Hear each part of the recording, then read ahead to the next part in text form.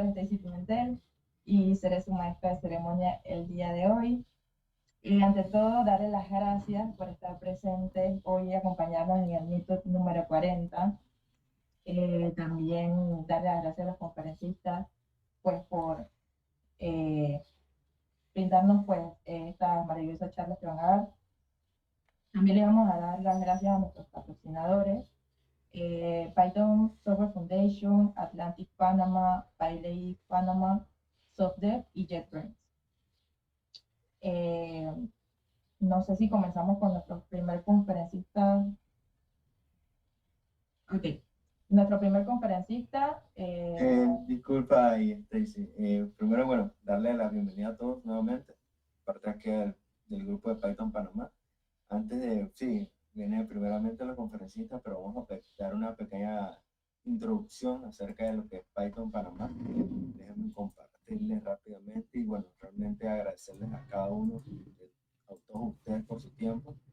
Sé que hoy un martes, después de quincena, siempre es algo complicado y sé que algunos pues vienen de su trabajo, otros su universidad y bueno, todos están en un ajetreo diario, ¿no?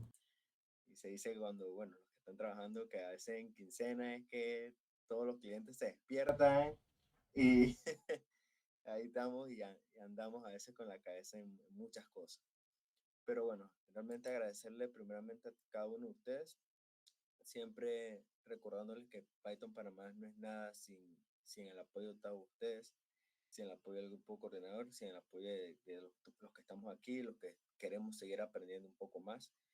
Y bueno, dando una pequeña bienvenida, pues mi nombre es Noel Sánchez, a los que no me conocen, soy parte del grupo coordinador de Python Panamá este año, viendo el tema de la coordinación general, junto bueno, un pequeño grupo de trabajo.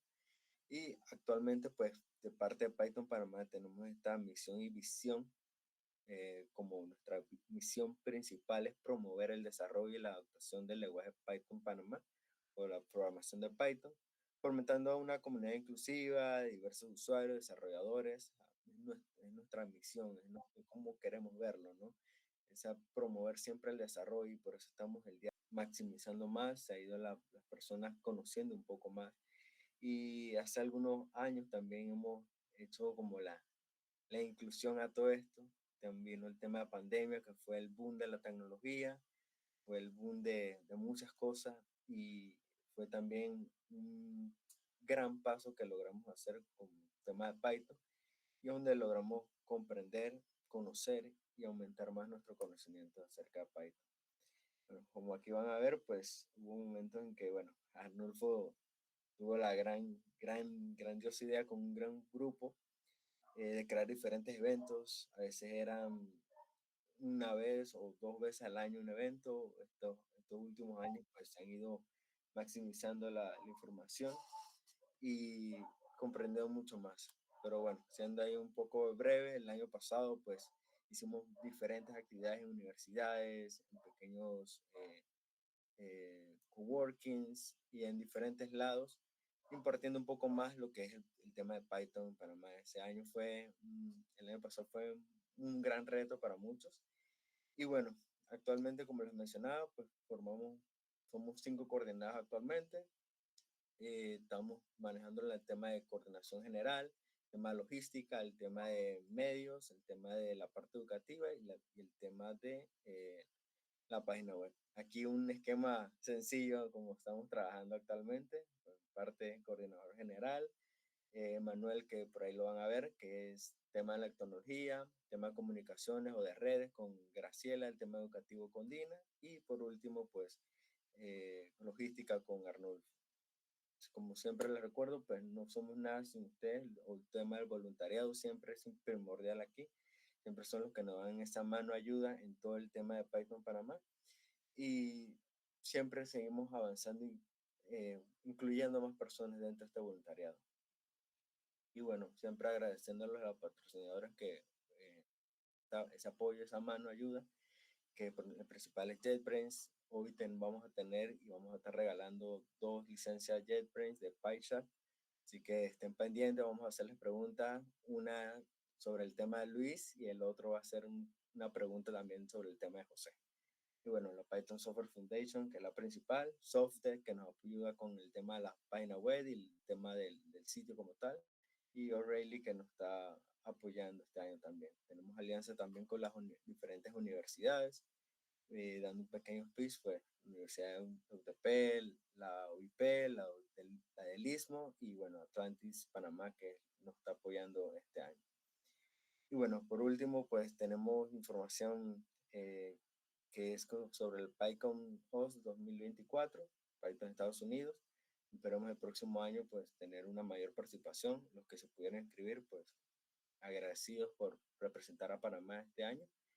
Y el PyCon de Estados Unidos, pues aquí está el link. Se lo voy a compartir ahora más tarde también aquí en el chat para que lo logren ver.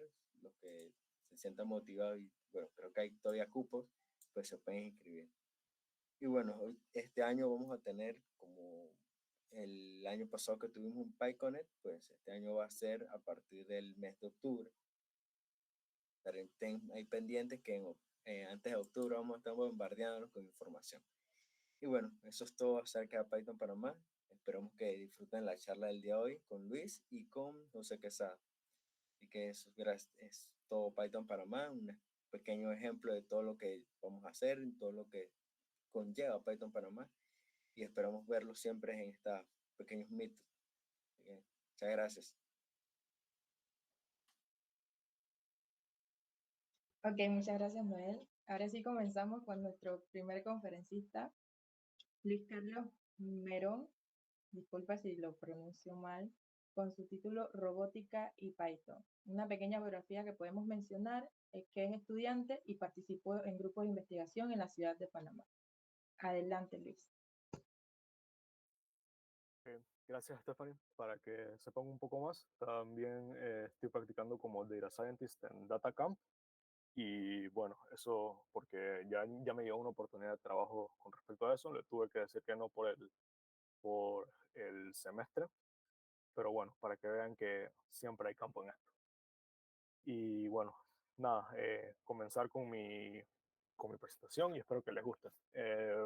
Tiene muy poco texto, voy a tratar de hacerlo lo más interactivo posible. Nadie quiere que le lean nada, menos a las 6 de la noche, 7 de la noche, perdón. Y bueno, robótica y Python. Robótica y Python se desarrolla primeramente en Ubuntu, ¿cómo se llama? En el sistema operativo, que es una distribución de Linux. Específicamente se desarrolla en eso que ven ahí, donde dice ROS, ROS, Robot Operating System. De momento, lo único que tienen que saber es que hay dos distribuciones que voy a hablar. ¿Qué es una distribución? iPhone 10, el 10 en el iPhone. Ese es el tipo, eso es lo que sería una distribución. ¿Y qué tiene que ver todo eso en Python? Bueno, a eso voy. Si ven aquí, hay unos nodos. Esos nodos forman parte de lo que es ROS. Todo eso está en Linux, como veremos en un segundo.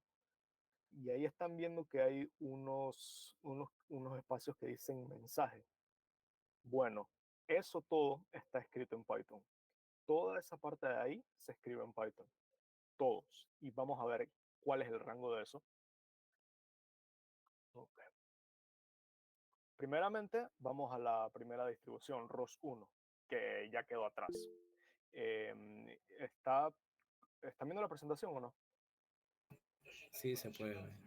Ok, perfecto. Entonces, esta es la distribución que se hizo. ¿Cómo se llama? Se hizo para el 2016, 2017. Y se hizo un proyecto que armé yo gracias a este website que ven aquí, Tiziano Fiorenzani, está en YouTube, que es armar un carro. El diagrama de flujo, o lo que vieron anteriormente, los nodos, es el siguiente. En la computadora, oprimo el teclado y gracias al código en Python, soy capaz de poder mover el robot. ¿Cómo ocurre eso? ¿Cómo ocurre eso? Para eso está este code snippet que saqué de aquí. ROS tiene su propia librería para Python. Es ese que está aquí, import ROSPy. Para los amantes de la electrónica, esto que está aquí es lo que me permite controlar servomotores.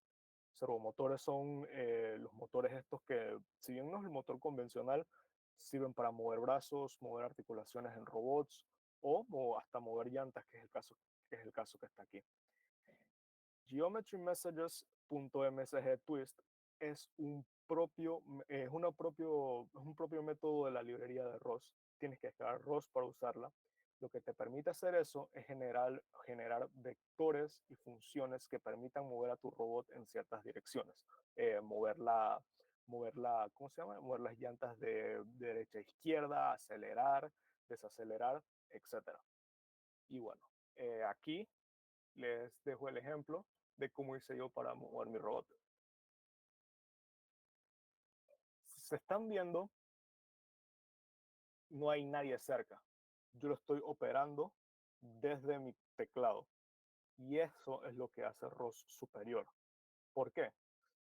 El status quo actual de la robótica es, armas el robot, tienes que conectarlo a tu computadora con el Arduino, cosa que no está mal, no está mal, pero es un proceso que puede llegar a ser pesado. Y más aún cuando quieres armar carros que se manejan solos, cuando quieres armar brazos y muchas otras cosas más que vemos en televisión, humanoides como ya sacó Tesla, etc. Ok. ¿No? Entonces, como vieron, como vieron, este se parece, ¿cómo se llama?, al robot que estaba en la presentación, que es este que está aquí. Es bastante parecido. Eh, ¿Cómo nosotros lo armamos? Primero descargamos esto a la ROS Kinetic y, ¿cómo se llama?, y Ubuntu a la computadora. Hicimos la partición de disco, no vamos a entrar mucho en detalle. Descargamos la distribución de ROS y comenzamos a programar en Python. Ahora, no he profundizado mucho en el código ni en el porqué del Python, pero a eso voy. Como les mencioné, la distribución esa que salió en antes se llama ROS Kinetic, se hizo en el 2016. Eso ya no se desarrolla. Para los que no saben, Linux es código libre y el punto es que cualquiera lo pueda tener en su casa sin entrar en muchos detalles. Y al ser código libre, hay gente que lo actualiza por esto que la tecnología se va desarrollando, hay cosas que mejoran, otras que no, lo que nos da a nuestro amigo nuevo ROS2, Humble. Este es el sistema más reciente y, de hecho, es el que yo tengo en mi computadora. Como ven, aquí estoy en una terminal de Linux. Esto, ahí donde las letras azules donde dice XARMWS, es donde está el entorno de desarrollo de un robot que les voy a enseñar ahora. Pero para que vean,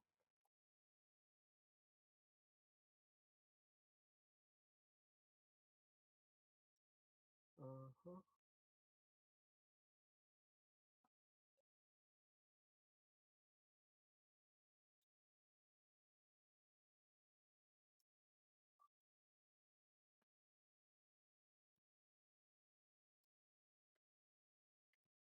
para que vean, vamos a ver, cuál les enseño. Todo el código de Python está en ese directorio, que es lo que vemos aquí. Esto es un launch file. Esto nos permite con solo una línea, que es la que les voy a enseñar ahora cuando les enseñe el robot, correr todas las instrucciones. Como les mencioné hace un segundo, el Arduino está bien para quien quiere comenzar más robots, pero ya cuando vamos avanzando, cuando necesitamos aplicaciones nuevas, cuando queremos andar el robot desde el teclado como lo hice yo, eso se va quedando atrás. Este tipo de cosas todo se hace desde la computadora y solo con que tu robot esté conectado a internet por medio de Ethernet o lo que sea, ya puedes descargar todo el directorio en donde tienes al robot, al controlador o a la tarjeta madre, en mi caso una Raspberry Pi, del sistema entero donde lo tienes. Sin querer entrar en muchos detalles, aquí como ven, esto trae todo de una librería que se llama Launch. Eso Launch es lo que acabo de mencionar, lo que te permite correr todo el repositorio, todo el directorio, perdón, de una vez. Ajá, ok. Bueno, regresando a la presentación, eh, aquí ven que dice RCLPy. Cuando se actualizó ROS 1 a ROS 2, que el ROS 1 es la, ¿cómo se llama? Lo que les mencioné anteriormente, lo de Kinetic, que salió en el 2016, se pasó a ROS 2 con el pasar del tiempo, si no me equivoco, en el 2019. Y esta es la nueva librería actualizada. Perdón. Tiene tiene las mismas habilidades y hasta más que tiene ROS 1. Y eso es algo que veremos a continuación. ¿Cómo se llama? Los mensajes de geometría, que está aquí a la izquierda, Geometry Messages, es exactamente lo mismo. Te permite llamar los nodos con mayor facilidad, te permite trabajar con señales, cosa que costaba bastante en Kinetic, y todas las demás son cosas son funciones que ya vienen preestablecidas cuando descargas Python, cuando descargas ROS en tu computadora. El robot que vamos a usar es este que está aquí. Es un robot de UFactory. Como les dije, esto es Linux, entonces código libre. Y si se fijan aquí, hay dos diferencias. XRM ROS, XRM ROS 2. El único lenguaje que tiene, digamos, una competencia o algo así cercano de realizar las funciones de Python es C++, por el tema de orientado a objetos. Pero para que vean lo sencillo, este es el código de un mismo, de una función del robot que les voy a enseñar más adelante. Son 275 líneas. A eso le sumamos lo complicado que es armar un pointer en C++ y todo lo demás, que sí, yo lo uso bastante, pero yo comencé usando C, pero este también cuesta. Eh, ah, Este que está acá es el mismo código, pero en Python, con una clase que es infinitamente más sencilla. Nos ahorramos la mitad del trabajo que tenemos que hacer. Ponemos este comando, el que nos permite, este comando, y con ello llamamos la función que activa el nodo. El nodo es simplemente, un segundo. El nodo es lo que vieron un par de diapositivas atrás, esto que está aquí. El publisher en este caso va a ser mi teclado con el que voy a controlar el robot y el subscriber va a ser el robot. Eso se los voy a enseñar inmediatamente. Regresamos a la terminal. Como vemos, solamente tengo que ir allá para poder hacer eso. No tengo que conectar nada.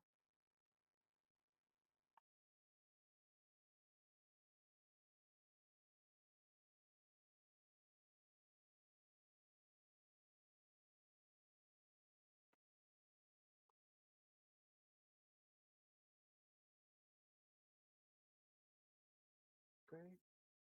Aquí vemos el launch que les mencioné, que está escrito en Python.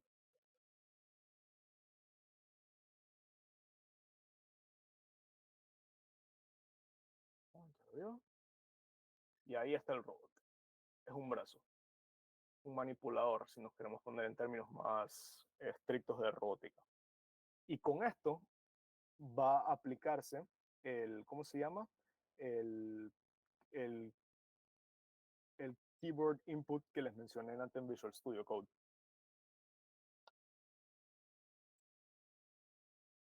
Okay.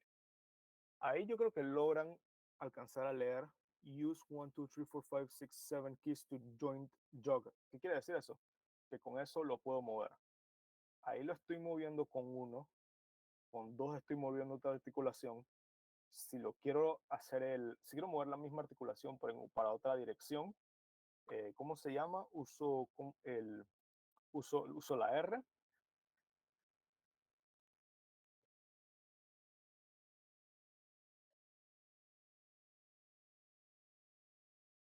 Entonces, como verán a continuación, esto tiene una cantidad de usos infinitos y es por ello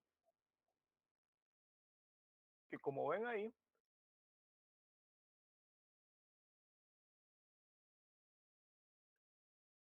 no se llega a apreciar un zoom. Ajá.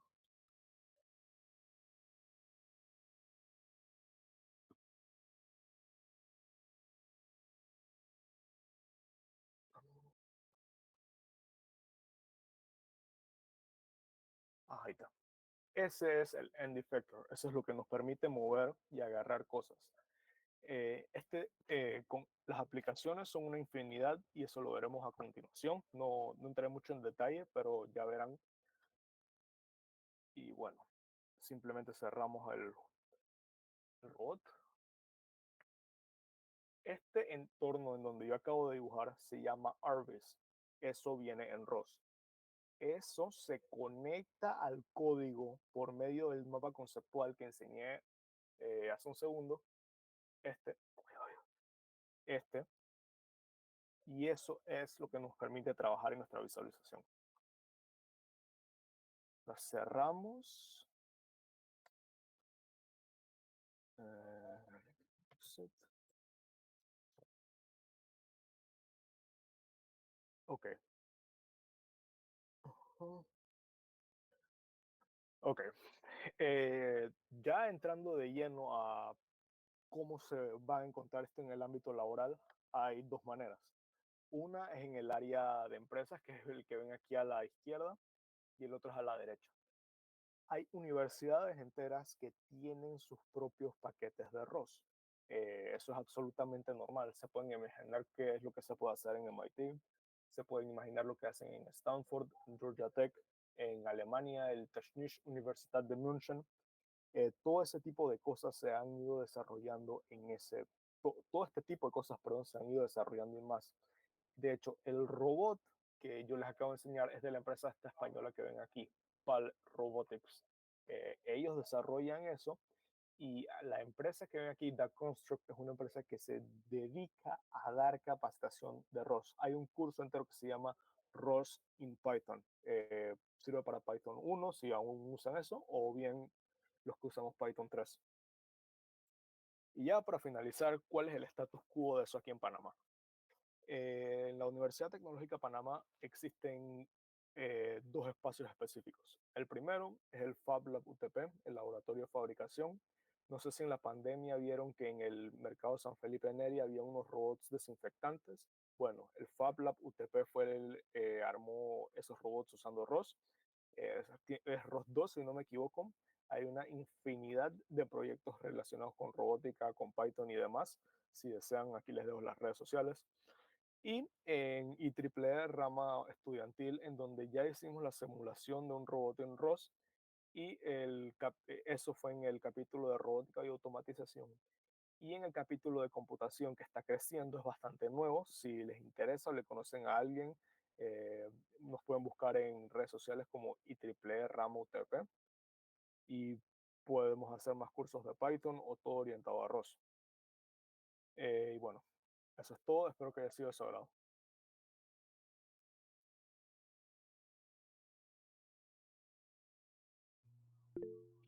Excelente.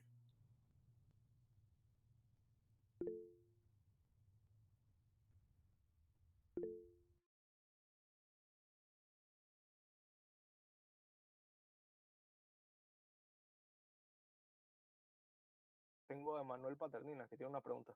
Adelante. Saludos Luis, muy buena presentación, muy interesante realmente.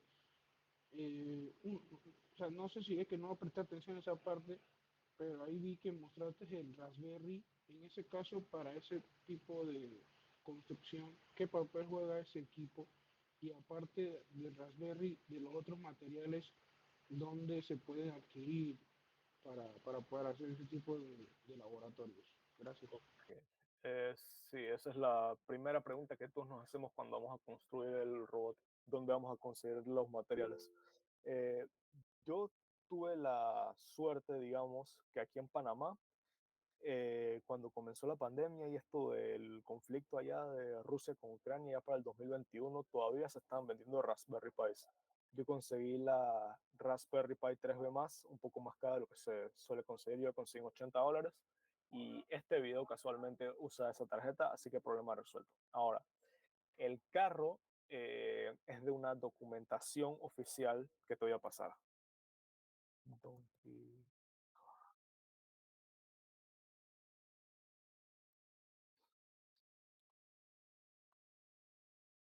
Ahí vas a ver todo lo que necesitas para armar el resto del carro. El Raspberry Pi es el controlador. Ahí le haces, puedes ponerle un PID, puedes practicar tus habilidades de aprendizaje de reinforcement learning y demás. Todo ese tipo de cosas está en esa documentación. No sé si hay alguna otra duda o... Gracias, Luis. Voy a revisarla y Ujú. no sé, cualquier cosa deja tus redes sociales y si se te puede contactar directo, ¿no? Ok. Ujú.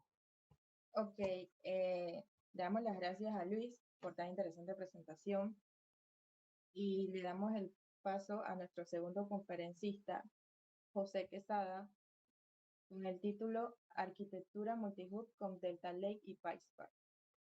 Una breve biografía de nuestro conferencista. Es ingeniero industrial con una maestría en administración de la cadena de suministro, con más de 10 años trabajando en el proyecto de análisis y procesamiento de datos. Hoy en día trabaja como consultor en ingeniería de datos con Dory Business Solution. Adelante, José.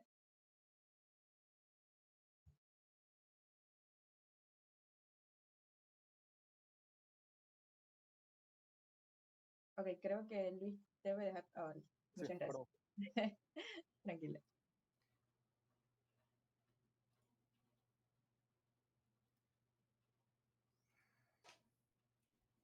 Hola a todos, buenas noches. Yo soy José Quesada. Yo actualmente trabajo, como mencionaron, como consultor en ingeniería de data. Mi presentación no va a ser tan divertida y tan interesante como la de Luis.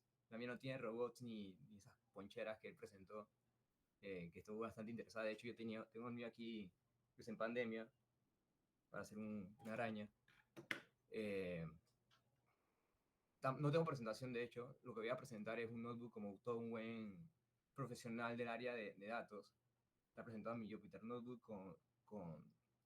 con código y una breve explicaciones de los conceptos básicos que todo ingeniero de datos debe manejar para darle valor a este tipo de soluciones que voy a presentar hoy en día. Antes que nada, voy a comenzar haciendo este breve intro sobre conceptos. Hoy en día las empresas tratan de crear ¿cómo así decirlo?, su fuente de información absoluta para la toma de decisiones y se emocionan mucho en el tema de la creación de dashboard y análisis para optimizar procesos, hacer esto, mejoras de procesos, forecasting, etc. A lo largo de estos últimos 20 años se han desarrollado diferentes sistemas para esto. El primero que hemos conocido es el Data Warehousing, que es básicamente tengo mi RP o tengo mi WMS o lo que sea que genera información en esta empresa, generamos un ETL y creamos una tabla en una base de datos. Y es lo que sería viendo que viene aquí y pegamos un Power BI y un tablero a ese repositorio. Cuando nosotros hacemos este tipo de arquitectura, lo que tienes en base de datos es lo que hay. Casi siempre, o generalmente en los proyectos que he trabajado en el cual se manejan estos sistemas, hay un par de gente que está en la llamada, hemos trabajado en eso, sabemos que depende mucho del departamento de tecnología, de administradores de base de datos, para que hagan el desarrollo de estas tablas. Luego, con el tiempo, fue introduciéndose lo que es el Data Lake, que es algo muy similar al Data Lakehouse, con un par de diferencias, en el cual anteriormente básicamente todo se manejaba a través de base de datos. Siempre se pensaba en una base de datos enorme para escalar y atender las necesidades del negocio. Cuando viene el tema de procesamientos paralelos y almacenes distribuidos para abaratar costos, se empiezan a crear los que son los data lakes, que básicamente son, vamos a decir, file systems o repositorios en el que tú alojas toda la data apenas que se genera. Esto puede ser de forma de haciendo streaming o puede ser en base a batches. Y se empiezan a organizar y entra tecnologías como lo que es Hadoop, Hive, Spark, Pentaho, etc. y empieza a entrar a la figura de ingeniero de datos y de data scientist para generar y manejar toda esta data. Aquí en el Data Lake no solamente hablamos de tablas, podemos hablar de archivos planos, JSON, imágenes, audios, etc. Y ahora en los tiempos modernos estamos hablando de lo que es un Data Lakehouse, que es una mezcla, por así decirlo, de lo que es un Data Lake con funcionalidades de lo que es un Data Warehouse. Es como yo tengo todos estos ficheros y se los dispongo a la organización.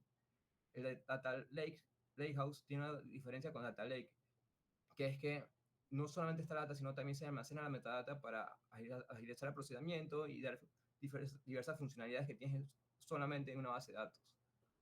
Entonces, para estar alineados en temas de conceptos. Entonces, ¿qué es Delta Lake? Delta Lake es un framework para ingeniería de datos y también para analítica. Voy a hacer simplemente una barrida de la documentación de cómo se comienza. Normalmente, en los proyectos que yo trabajo, se suele tener soluciones que ya empaquetan todas estas soluciones en un solo sitio. Ya está bien instalado Data Lake, PySpark, tienes por debajo Hive, puede ser esto un S3 de Amazon, puede trabajar también un blob storage de Azure, y te evitas el tema de las configuraciones. Pero aquí Delta Lake es un proyecto open source que el día de mañana cualquiera de ustedes quiere empezar a practicar y crear sus propios laboratorios, tiene las puertas abiertas para hacer esto. Yo voy a estar compartiendo el notebook para que puedan acceder a los links que los tengo recopilados a lo largo del proyectito que levanté para el demo, que de hecho el proyecto ya estaba basado en data de la Contraloría, pero con todo lo que acaba de pasar, tristemente la Contraloría bloqueó los accesos a su base de datos. Y yo, lo restauraron. Pero esto es lo que iba a mostrar, pero tuve que cambiar el proyecto para otra data porque esto estaba caído hace una semana. Pero bueno, revivió. Entonces aquí tienen los pasos para instalar, cómo se lanza la aplicación. Esto, los que entienden PySpark ya saben que así se lanzan las sesiones de Spark. Si lo quieren configurar a través de Maven con Java, el código de Python. Esto tiene APIs tanto con Python, con R, con ROS, con Scala y con Java. Y bueno, aquí ya tiene sería la guía de cómo instalarlo, es sumamente sencillo. Y lo que ya está presentado en este laboratorio es usando Delta Lake y usando SpicePark, cómo cómo se utiliza este framework para crear una estructura que le sea útil a una organización. Este proyecto lo diseñé en base a una data que estoy generando con una librería que se llama Speech Test Client, que es open source también, que te mide en internet. Básicamente vamos a barrer la arquitectura. La arquitectura multihop o arquitectura de medallas consiste en, tenemos tres secciones, lo que es el layer de bronze, que es toda la data cruda tal cual llega de los sistemas. Luego tienes una capa intermedia que vendría siendo esta data que viene de logs, que viene de WMS, de RP, suelen venir con sus nombres por defecto de fábrica. En el Silver nosotros le damos sentido a esas columnas con un poquito de limpieza para que nosotros podamos empezar a hacer trabajos de reportería. No de reportería, sino de empezar a mapear los flujos para la empresa, los pipelines, para generar lo que originalmente se conocía como Data Warehouse, que es esta layer de aquí. Eso se puede manejar dentro del Data Lake, pero en mi experiencia prácticamente lo que es Bronze y Silver se maneja en el Data Lake y el negocio suele consultar base de datos. Entonces, este layer que está aquí suele caer en una base de datos y es totalmente respetable dentro de lo que es el concepto de arquitectura de multi-hop. Entonces, un segundo.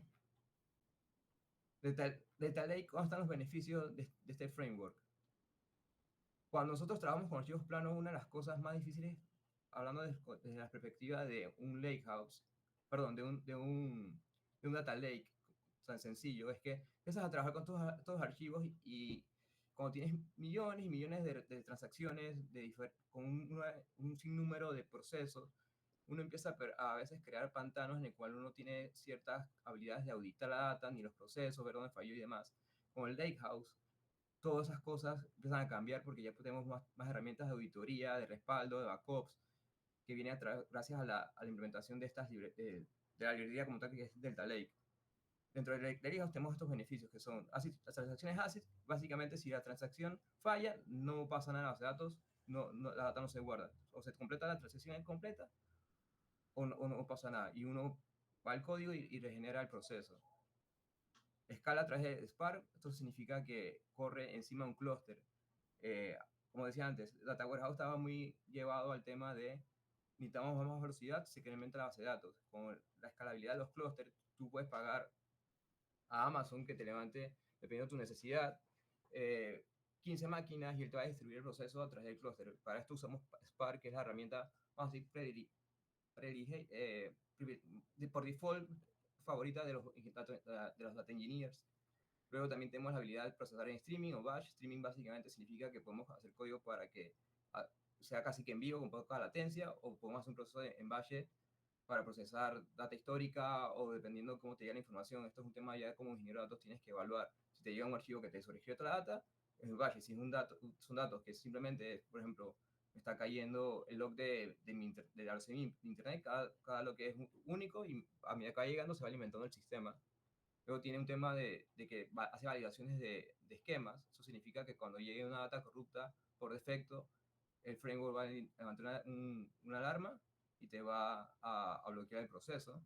Esto también es totalmente bypassable. Hay configuraciones que yo uso, por ejemplo, para no tener que crear tablas desde cero, con una tabla vacía sin estructura, y cuando me llegue el archivo yo puedo hacer que el código automáticamente combine el esquema y se adapte a cómo esté llegando la información. También con esto puedes hacer train trouble, que significa que si algo falla o la data llegó corrupta o algo pasó, yo puedo hacer un código para que restaure la última versión útil. Y lo bueno de esto también es que estamos trabajando con archivos planos. Uno de los retos cuando estás trabajando con un lake, con un data lake, es que muchas veces tienes la data y lo que se vuelve son procesos en batches en el cual tenemos que sobreescribir toda la información. Con esto podemos seguir trabajando con los archivos y particularmente el Parquet y hasta las Delta, que son propias de Delta Lake. Esto nos permite, trabajando con archivos, poder hacer todas las operaciones de insert, update, delete de forma dirigidas. Por ejemplo, si me llega un ID y yo solamente quiero actualizar su información sin actualizar toda la base de datos, lo puedo hacer perfectamente como si estuviéramos trabajando con SQL. Ahora, de vuelta, esto es básicamente la estructura que vamos a estar trabajando. En el proyecto, vamos a estar corriendo este proceso recurrentemente para que puedan ver todas las bondades de la herramienta. Vamos a estar generando los logs de la CM Internet, luego vamos a hacer una limpieza más suave de una data que se crea cargo manual con código en Pandas para que vean que también lo podemos integrar con Pandas, que es la herramienta que casi todo el mundo conoce cuando habla de Python y data. Y luego un agregado de mi versión Silver combinado con esta tabla manual para tener un análisis de a ver si hay un tema de correlación entre el día de la semana y que también está manejando mi internet en base a lo que tengo contratado. Entonces, solamente por tema de ejercicio voy a correr esto. Esto es para limpiar mi folder que están acá. Ahora les explico a medida que están generando cómo funciona el framework. Este es mi código que va a estar probando. Voy a reiniciar esto que había sido corrido.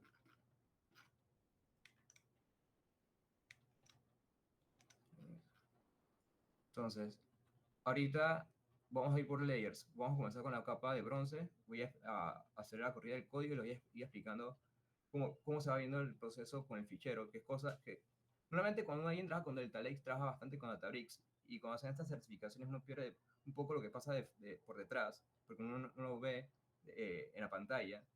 Pero aquí viendo el fichero y lo que está pasando, lo que voy corriendo va a ver cómo se va generando la información. Aquí estamos trabajando con Spark. Spark te da la habilidad de trabajar ya sea con Hive o con Delta Lake para los procesamientos y puedes correr código en SQL.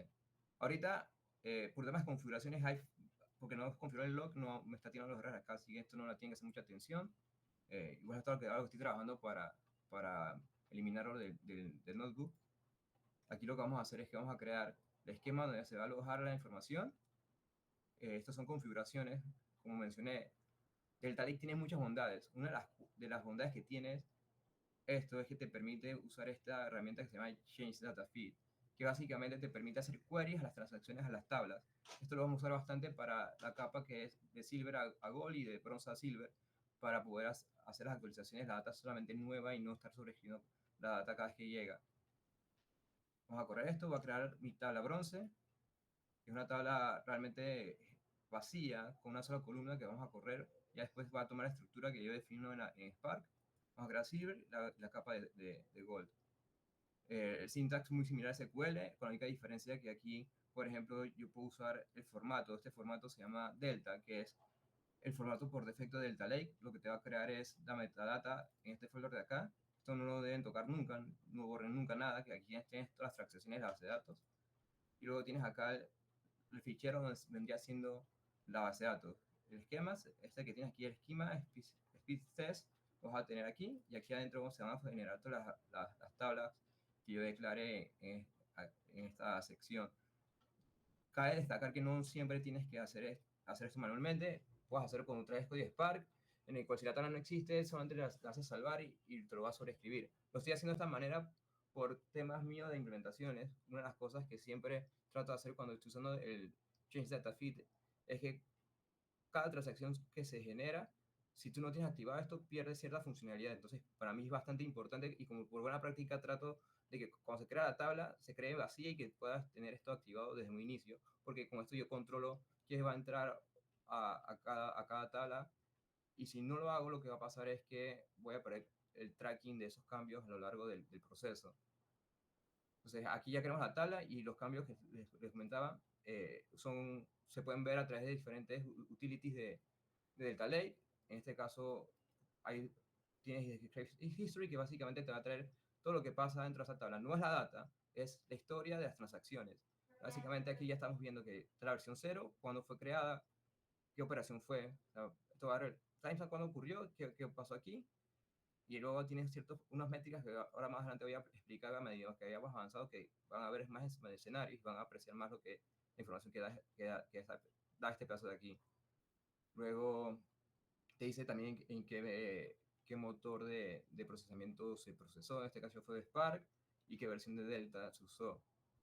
Si veo esa data, va a estar vacía. Luego ya aquí tengo un código en Spark, aquí no voy a explicar Spark en sí, esto es más como un tema conceptual lo que voy a explicar, y vean las bondades del Delta Lake y Spark es la herramienta predilecta para esto, así que básicamente si se quieren meter de lleno en esto, tendrían que pasar por el proceso de aprender Spark y luego todas las bondades del Delta Lake. Y realmente es bastante sencillo, si tienen experiencia con Polar, el lenguaje cambia un poquito simplemente. José, una preguntita, disculpa. ¿Sí? Oye, mencionaste en la parte de arriba lo de Chain Data Feed. Para entender bien, esto es lo que me está permitiendo es como Te voy a mostrar. Sí, lo que pasa, la diferencia de un lakehouse, del data lake y un lakehouse es que el lakehouse tiene metadata. Lo que haces con esto es activar una funcionalidad de Delta Lake. Deja buscar aquí el link rapidito. Aquí está, tengo aquí. Lo que comento, Change Data Feed. Esto es mi herramienta favorita de Delta Lake. Porque una de las cosas que suele pasar es que uno pierde mucho tiempo procesando nuevamente la data. Y te lo digo porque tengo mucha experiencia con el tema de crear los ETLs a las empresas. Y cuando trabajan con estos ficheros se vuelve un proceso engorroso de leer toda la data nuevamente y sobreescribirla con lo que acaba de llegar. Entonces, Delta Lake ya tiene una solución para esto. Lo puedes escribir en SQL o Python como quieras, en el que básicamente tú puedes citar los cambios y él te va a traer solamente esos cambios. Hablando de si quieres tienes tu data bronce, que es todos los logs. Tú quieres actualizar el silver, que vamos a decir que es un agregado en el que tú tienes una línea por usuario y el usuario vamos a decir que se cambió el correo. Te va a llegar eso y tú puedes relacionar por el nombre de usuario al silver y actualizar ese cambio de correo sin tener que sobreescribir toda la data. Súper, súper, y ahí lo está como que filtrando, ¿verdad? O por un rango de fecha, por lo Sí, que vi. exactamente. Entonces, tú puedes, esto en combinación, esto es lo importante, tienes que entender que te dan herramientas para entender tu data y también hay APIs del Delta Lake para hacer estas consultas, en el cual yo, por ejemplo, yo tengo un ejemplo más adelante en el que yo comparo cuál fue la última actualización de mi Gold y cuál fue mi última actualización del Silver. Es decir, si Gold está desactualizado, o sea, tiene una fecha inferior a la actualización última de Silver, quiero que me traigas los cambios más recientes del Silver que no están en Gold y yo actualizar mi tabla en base a eso, sin tener que sobreescribir todo. Entonces tú usas herramientas como esto o puede ser a través de Spark. Yo por defecto siempre uso Spark, pero cae puedo usar cualquiera de los syntax, ya sea SQL o Spark, cuando trabajas en con Delta Lake. Oye, qué interesante. Muchas gracias. Sí. Entonces, aquí está la documentación, esto lo van a ver aquí cuando lo compartan. Hice un pequeño resumen de los highlights de la herramienta que más utilizo. El de Pandas realmente no lo uso mucho, pero lo dejo ahí porque si quieren comenzar a jugar y experimentar con Pandas, también puedes hacer esto, tablas y ver cómo se ven los logs y demás. Si ya alguien tiene un laboratorio ya implementado, básicamente es importar, perdón, este pedazo de aquí, pasas el directorio donde lo quieres guardar y el data frame y ya te va a crear un delta table. O sea, lo importante aquí es que tengan también claro que el core de esto es delta table. Todas estas funcionalidades vienen de eso. Un delta table básicamente puede ser un fichero de Hive plus la metadata que genera el framework, que lo que va a hacer es integrar todas estas transacciones que guarda para optimizar la búsqueda de la información. Cuando tú haces las consultas, por ejemplo, Describe History, no estás buscando la tabla, estás buscando la metadata. O si yo, por ejemplo, quiero buscar, déjame hacer aquí correr esto aquí, si lo corrí 7, el 8. Aquí va a hacer una prueba de test para que... Yo ya tengo data precargada aquí, que es mi data raw, pero va a generar data, la tengo ordenada para que muestre ahorita lo que es 7:55, van a ver el registro aquí. Cuando esto corra lo voy a actualizar, para que vean que esta tabla ya se popula con la información que yo tengo guardada. Lo otro importante que hacer destacar, por los que trabajan con Spark y no han trabajado con streaming, es que con Spark, por ejemplo, si yo tengo un fichero, yo puedo hacer este tipo de configuraciones. Aquí tengo configuración en caso de que haya un archivo corrupto no me rebote, pero yo tengo el esquema ya declarado, tengo la ruta donde están estos archivos, tengo un filtro y tengo simplemente una columna de control que es para que me genere el archivo donde viene la data. Ese fichero lo tengo acá. Perdón, ese no es. Aquí. Raw data. Cada vez que corrí el código me genera un archivo. Esto lo empecé a trabajar la semana pasada, así que por eso van a ver que tengo archivos viejos. Entonces, con Spark Streaming, tú puedes ver esto a medida que va llegando y lo puedes setear para que escriba en una tabla, que es lo que estoy haciendo acá. Estoy llevando la tabla que creé al inicio y lo estoy configurando para que escriban en streaming, el formato, qué tipo de output puede ser, porque también puedes hacer esto, insert, observe con streaming. Y aquí, importante, checkpoint. El checkpoint básicamente lo que dice Spark es qué archivo ya procesé. Esto lo que hace es que en esta carpeta que tengo aquí, perdón,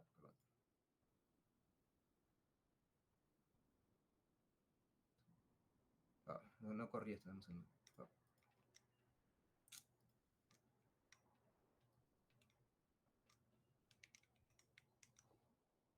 Lo que va a hacer aquí, va a correr, va a leer este fichero y aquí me va a crear el checkpoint, que es lo que tengo declarado acá arriba.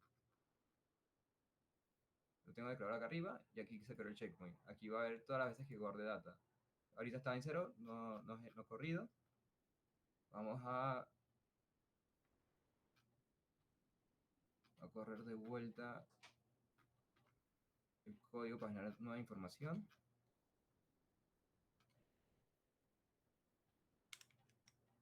Y otro aquí, otra cosa importante, aquí lo tengo seteado es para que cada vez que yo corra update runs table, él va a leer todo el fichero y va a actualizar la información. Spark tiene diferentes formas de hacer esto, tú puedes setear por intervalos de tiempo, diferentes opciones de actualizaciones. Voy a poner aquí Spark.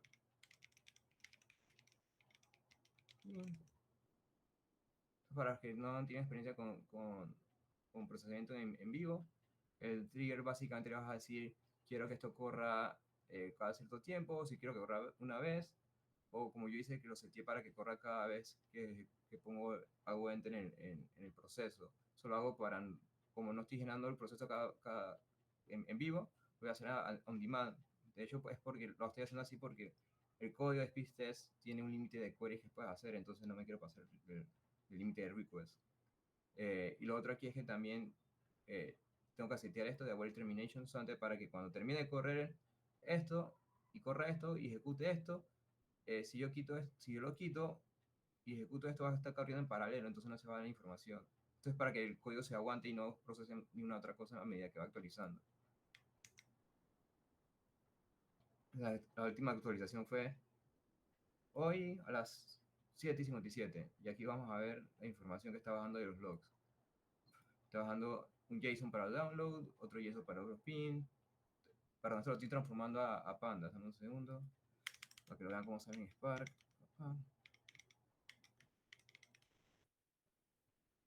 Esta es la información como vendría. Estos son JSONs. Cuando lo transformo en pandas, me lo convierte a tuplas. Entonces, por eso acá va a salir el cambio. Es el log tal cual viene. Y aquí el archivo que está generando esa información. Yo hago clic aquí. No lo abre. Esta es la información que está bien, van a ver si entran a la carpeta de Rodeira. Creo que está acá. Entonces, esto vendría siendo mi bronze. Aquí la estrategia del bronce es básicamente, voy a guardar toda la información de la empresa, no importa el tamaño, el formato, nada. Tiene que estar tal cual para que los ingenieros de datos y los data scientists o analistas tengan toda la accesibilidad a la información y empezar a tener menos dependencia de un administrador de base de datos para hacer la reportería. Y esto es una de las cosas en las que más valor le doy a la herramienta, porque por experiencia les digo, si no tienen acceso a la información, los proyectos de data se ven bastante engorrosos. Entonces, luego viene lo que es la capa de plata, silver. Aquí ya vendría siendo un soft mínimo de la data, en el cual vamos a agarrar, en este caso, bronce, y simplemente vamos a agarrar esa información, le vamos a cambiar los nombres, vamos a sacar características al timestamp para el supuesto análisis que estamos haciendo hipotético para esto. Aquí extraemos el nombre del servidor que estamos haciendo el query, qué IP tiene, dónde está, etc. Más información acerca del día, si un proceso si pertenece a la mañana, a la tarde, al anochecer o al amanecer.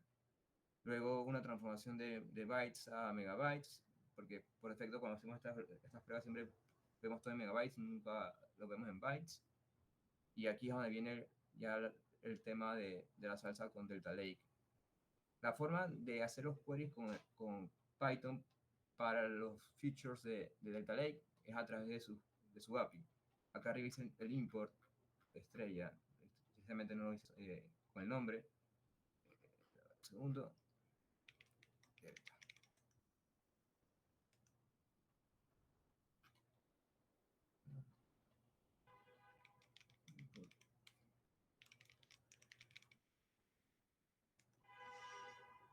Aquí está. Aquí estoy llamando a la librería y acá abajo estoy llamando a la Delta Table. Esto se puede hacer a través del nombre de la tabla que creamos al inicio o también se puede hacer a través del path. Uno puede hacer queries usando la ruta de la tabla. Yo podría fácilmente agarrar esto aquí, venir acá, voy a poner copiar. Yo podría hacer Spark, read, format, delta.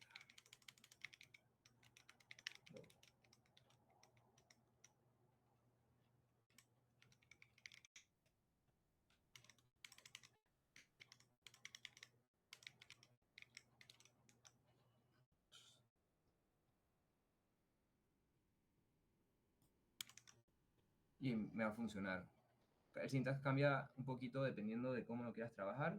Lo que he visto en general es que la mayoría de la gente trabaja con los paths, porque cuando trabajas con Delta Lake se trabaja mucho con Databricks, y a la hora de trabajar con Databricks entra un concepto que varía un poco, que son las tablas administradas por Databricks, que son Managed Tables, y un Managed Table que significa son datas externas que yo tengo Databricks y yo tengo S3, por ejemplo, y yo quiero crear un proceso y quiero guardar esta información en un S3 para que otro tercero o otra empresa o aliado logístico, lo que sea, pueda acceder a esa información. Entonces yo puedo crear un managed table para que no tenga que ir a través de Databricks, sino compartir las referencias al fichero y pueda hacer una consulta a través de cualquier herramienta, ya sea Athena Athena o cualquier otra solución en el cloud para acceder a esa información, o hasta incluso BigQuery.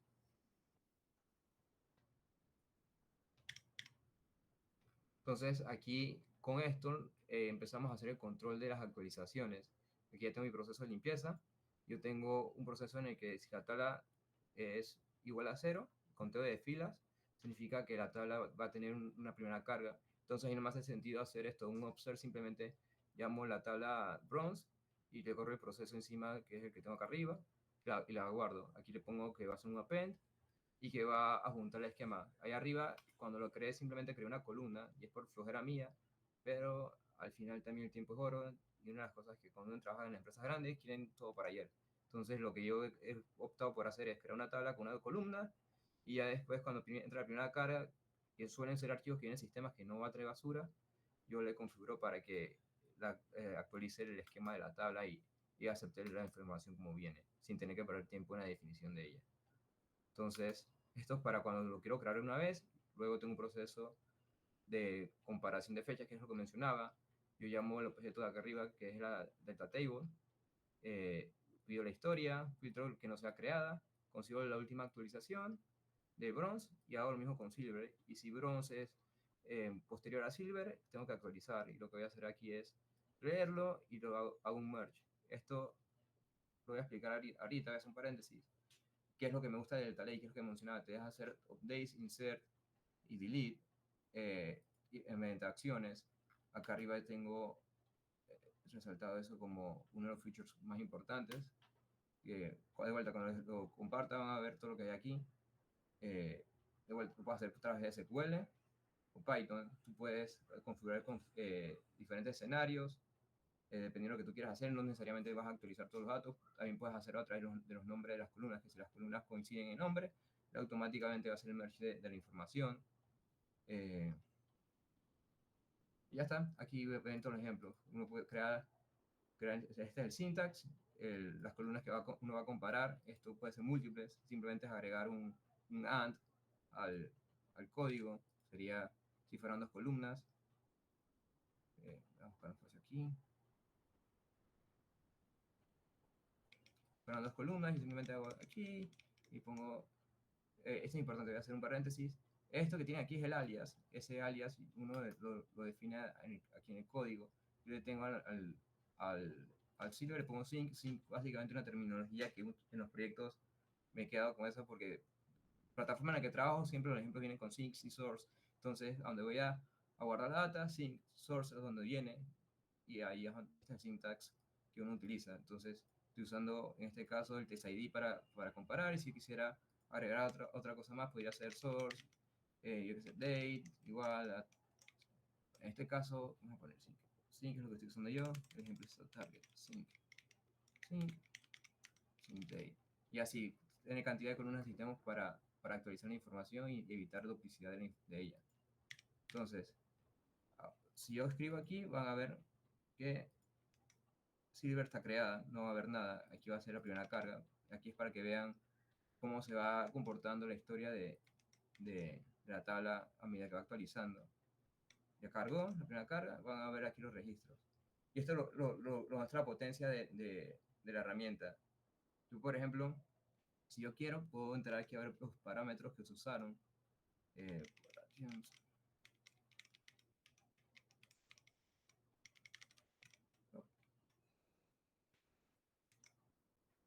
Append, partition.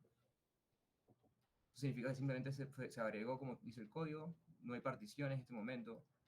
Las particiones no voy a tocar en este tema, eso se usa bastante para el tema de optimización de procesamiento. Arriba dejo un link de buenas prácticas con Spark para esto en Delta Lake. Voy a poner operations, Hendrix.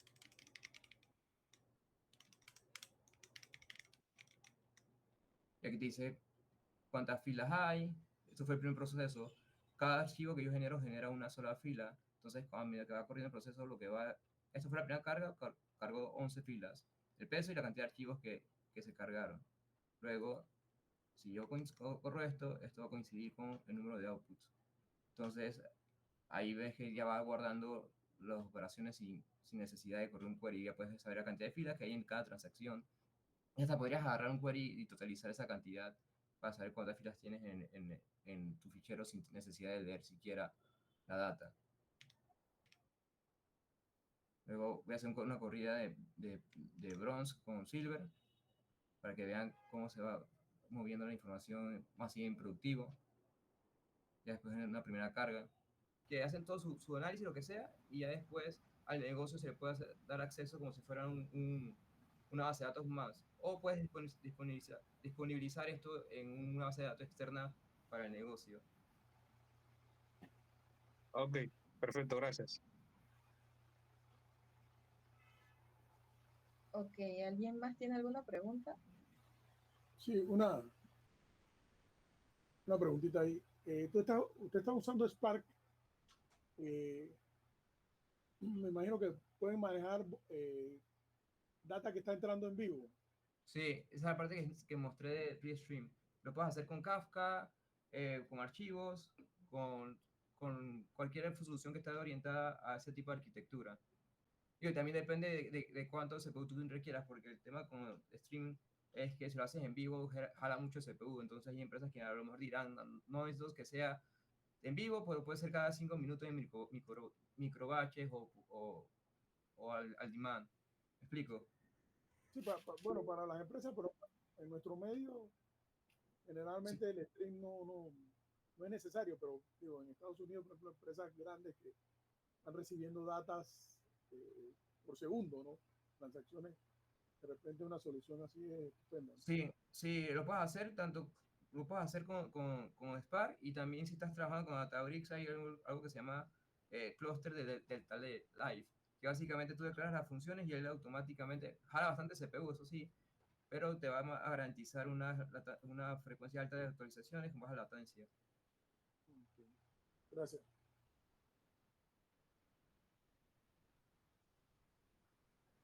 Ok, muchas gracias. Disculpen, muchas gracias a José y a Luis, los dos conferencistas de hoy, por sus temas súper interesantes.